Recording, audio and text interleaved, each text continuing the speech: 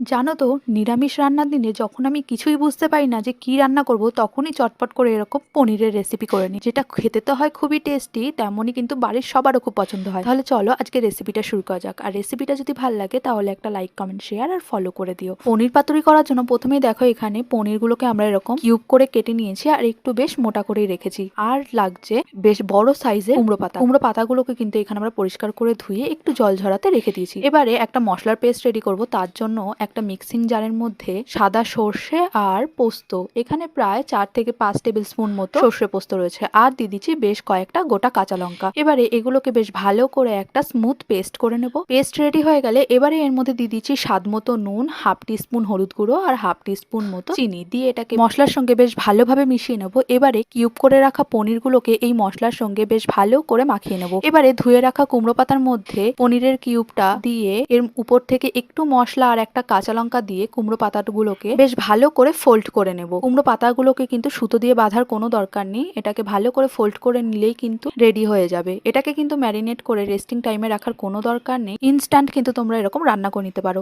এবারে একটা কড়াইয়ের মধ্যে কিছুটা সর্ষের তেল গরম হওয়ার জন্য বসিয়ে দিয়েছি। তেলটা গরম হয়ে গেলে ওর মধ্যে দিয়ে দিচ্ছি রেডি করে রাখা পনিরগুলোকে দিয়ে একটু ঢেকে দিচ্ছি যতক্ষণ না পর্যন্ত কুমড়ো পাতাগুলো এরকম চেঞ্জ হয়ে যাচ্ছে। কুমড়ো পাতার দুদিকে এরকম কালার চেঞ্জ হয়ে গেলে তখনই বুঝতে হবে যে আমাদের পনির পাতুরিগুলো কিন্তু একদম রেডি। নিরামিষ দিনে এরকম পনির পাতুরি হলে কিন্তু আর কোনো কথাই হবে না, জাস্ট জমে যাবে। তাহলে বলো আজকে আমার এই রেসিপিটা তোমাদের কেমন লাগলো? ভালো লাগলে একটা লাইক, কমেন্ট, শেয়ার আর ফলো করে দিও। দেখাবে অন্য একটা ভিডিও।